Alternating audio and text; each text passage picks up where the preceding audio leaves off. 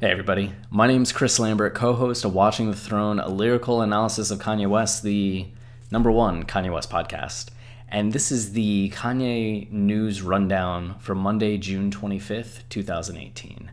And it starts with this New York Times deep dive interview, Into the Wild with Kanye West, 3 Days in Wyoming as the hip-hop firebrand tends to his scars, by John Caramanica. I think that's how you say it. But the interview takes place after the release of Ye.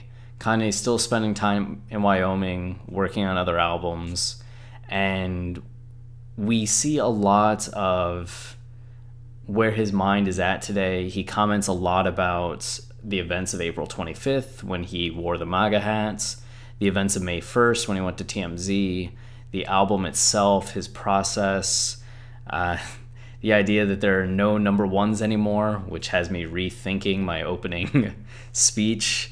In terms of candid Kanye interviews, the Charlemagne the God one was fantastic, but this one is great in the way that that Charlemagne interview let us know what his thought process was leading up to everything that went down.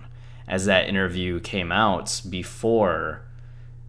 it came out on May 1st, but it was recorded sometime in March or April, I think, before shit had really hit the fan. So we're seeing Kanye in retrospect almost. This is him after all of those events and us getting more of the reaction rather than the mindset leading up to them. So the two as companion pieces in understanding Kanye through his own words is they're great, especially for Kanye fans where we're so used to either the historical interviews or the rants or just media perception in general. These days we still don't get that much of Kanye in long form, right? Twitter sometimes, but as this article states, Twitter is almost the worst form for hearing Kanye and getting into Kanye's mindset and ideas. I think that Charlemagne the God interview was very refreshing for a lot of people to be like, oh yeah, this is the Kanye that we don't get to see a lot, that other people do. And this gets into that as well. So I think for Kanye fans, this is a must read. I hope you take the time, check through it during this week. A lot of the news articles that you'll see today or through the next week are responses to this. For example, Kanye West thought Kim Kardashian might divorce him over slavery in a new interview with the New York Times. So if you just want that tidbit, there it is. He just felt energy levels were low. So we know that Kim has been very supportive on Twitter, in public. It seems like through the listening parties and the bits that we've seen, she's continued to love and support him, as we saw in Would It Leave. This was a topic that came up and she loved and supported him. But yeah, I can imagine her being pretty upset for a little bit after that. Kanye West, pressure to vote Hillary Clinton felt like arranged marriage. Defended himself in a wide-ranging New York Times profile. Yeah. That's another one if you just want that tidbit. Not related to that at all, we have is a joint album from Kanye West and Chance the Rapper on the way. Nick Riley, NME, talked about it. And this refers to Francis in the Lights, or Francis from Francis in the Lights, who's very active on Twitter, actually. So if you're a fan of Francis and you've never taken the time to tweet at him or try to have a conversation with him, he responds. I've asked him to come on the podcast a couple times, and the best I've gotten is a like. Maybe one day a retweet, maybe the next a response, then get him on the podcast. But he's heard rumblings that there could be a chance in Kanye dual album, much in the way of Kids See Ghosts. Kanye West admits his father tried to talk him out of supporting President Trump in an interview with the New York Times. Another tidbit, it was mostly just that Ray said to him, like, Trump does hurtful things, you're not a hurtful person, and Kanye responding to that with that what was his response? Yeah. I expressed the example that I have a cousin that's locked up for doing something bad and I still love him. So I don't base my love for a person on if they do something good or bad. And his dad then asked him, like, do you agree with the Muslim policy? Or, like, the Muslim ban that Trump tried to implement. And Kanye was like, no, I don't agree with everything he does. And the interviewer goes on to talk about how Kanye talked about wanting Bernie Sanders to be Trump's vice president and things like that. So another interesting little facet if you only want the political components. And those links are going to be down in the info below this video. This one, Mayra Bonner, Understanding Kanye West's Super Complicated Net Worth. So if you just want to see some of the process behind understanding Kanye's net worth, this is a good article for it. Kanye West bought 100 items during his Idaho shopping spree by Cam Wolf in GQ. This is something else from the New York Times interview, except the New York Times interview doesn't include the bags.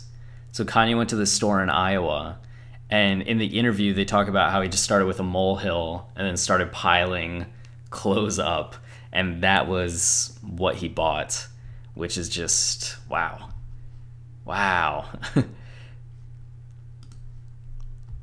Post-independence, serving Glenwood Springs in Rifle, Colorado, Kanye West meets Beethoven at Aspen Ideas Festival. And Yuga Kohler and Johann are doing Beethoven. This will be the third performance in the last year for Beethoven. They had performed in Los Angeles and then New York City in January at Lincoln Center. And now they're going to be doing it at the Aspen Ideas Festival. At the Aspen Ideas Festival. So if you're in that area and really want to see Beethoven, highly recommended. I got to see it when it was in New York because I just happened to be in New York for a wedding, and it was beautiful. They added in actually not just Yeezus, but some tracks from The Life of Pablo, Ultralight Beam, and Waves. So definitely worth checking out, or at least even finding the YouTube videos and listening. Daily Beast, Kanye West, I never said slavery was a choice, in a wide-ranging interview with the New York Times. Again, Kanye elaborates on never saying that slavery was a choice. Saying specifically, as I just kind of blank, I said the idea of sitting in something for 400 years sounds like a choice to me. I never said it's a choice. I never said slavery itself, like being shackled in chains, was a choice. I think an extreme thing, I adjust it, that's the way I get to it. But I have to push, the furthest concept possible. But this cuts out a lot of what he said. In the interview itself, he details a little bit more what his thought process was on that. Not extensively, but at least a little bit more that adds more context than what this is giving. Kanye West is being sued for not keeping his album The Life of Pablo exclusive to Tidal. Yes, that is actually happening. It's just this one dude, Justin Baker Rhett, who decided to sue because he said he signed up for Tidal under the impression that Kanye was going to keep his album there. Kanye's initial defense was that because the album has changed, been updated, added songs, added one song, that it's no longer the same album. That initial version only was on Tidal. But since then, the other versions are everywhere. So he tried to get the case thrown out because of that, and the judge said no. So it's going to move forward. I don't know what's going to happen. I think Justin's going to get a lot of hates, but Justin could get a lot of money. And the lawyer, I can't tell if this is sarcastic or not. I just FaceTimed Kanye, told him I'm his biggest fan. Holy shit, I'm going to depose him. Title privacy suit, motion to dismiss denied in relevant part. What have I learned today? No one knows a good Little Dicky reference. I should have spelled holy right. Some people have an odd sense of the world. Kanye is good. Jay is a shameless self-promoter. Interesting juxtaposition. Huh. Seems like a Kanye fan. Seems like something that I would probably say at some points just because I say too much shit about Jay-Z. Sorry, Jay. Sorry. Just a few more things. Kanye admits he hadn't written a single lyric for Ye 8 days before its release. Interview with John Caramanica. So Kanye says that he hadn't written anything for 8 days. And I like a lot of what Donna writes. She's written a few articles for DJ Booth about Kanye and the recent albums that have been really good, really thoughtful. This time, I think it misses some of the artistic aspects of it, which I think Donna herself would probably be familiar with, that just because you haven't written anything doesn't mean that you haven't been working on something. There's still all the process that goes on in your head. Like, I have written 2 novels and have the third and the fourth in and fourth in the series plotted out in my head. I haven't written any of that down, but I keep refining it in my head when I'm taking a shower, when I'm going for a walk. Just sitting here preparing for this, I'll get thoughts and be like, oh yeah, that's something that's going to happen. So not having written anything down doesn't mean that there isn't thought being put into a work. But on the flip side, it doesn't mean that the work is going to be as good as if you had been working on it and refining it for, days, weeks, months, years, which is the counterpoint. There's a middle ground there, though, that I think a lot of people have mistaken, especially with Kanye having scrapped the album a month before its release and starting over, that it means that he didn't have anything in mind.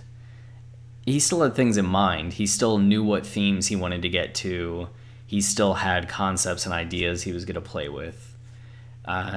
So, yeah, I just think that that's an important clarification, that not having written something doesn't mean that there isn't work being done to structure, think of themes, connections, motifs, how you'll go about it. So, Mike Dean proudly shows off IV drip after mixing 5 Kanye West produced albums. The post-5 album recovery plan. Mike Dean has fucking earned it. And then a new Yeezy is here, even if the old Kanye isn't. The Butter 350 arrives this weekend. With a slew of extremely bad tweets and the release of his Ye album behind him, Kanye West is free to return to one of his other passions, selling hard-to-get sneakers. So this is the Butter. It arrives the 30th. If you're interested, try to get it. I wish you the best of luck. And that'll do it for this episode. If you want to listen to me pitch a few things real fast, the Yeezus book is finally fucking finished. There have been a lot of setbacks with getting it to the publisher, getting it to the printer and what the printer would accept and not accept. But it gave us time to refine some things and get the visuals down to even cooler levels, down to cooler levels, up to cooler levels. So I'm excited about it, though I'm sorry that it's been delayed by a week now.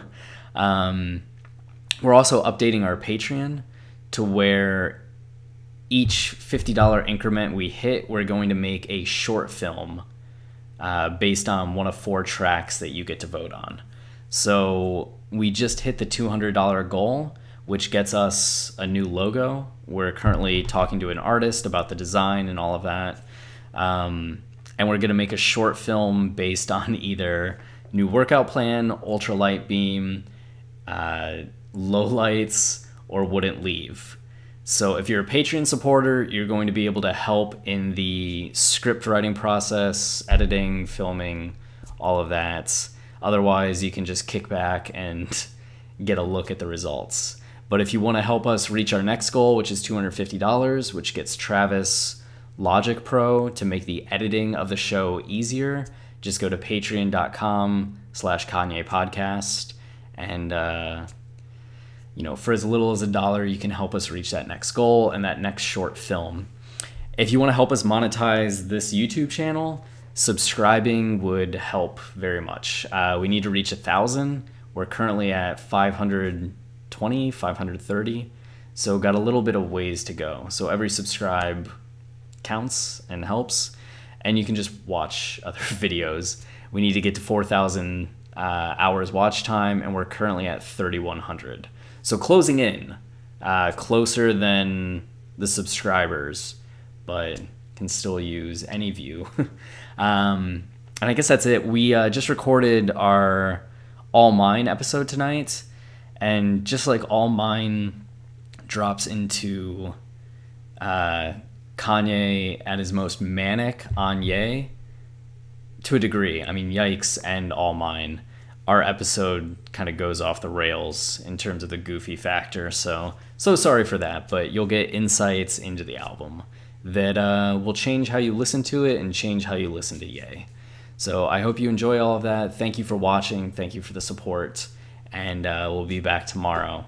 If there's any topic you want me to discuss in more detail, do a breakout piece on, go ahead and leave a comment, and I'll do a video on that the next day.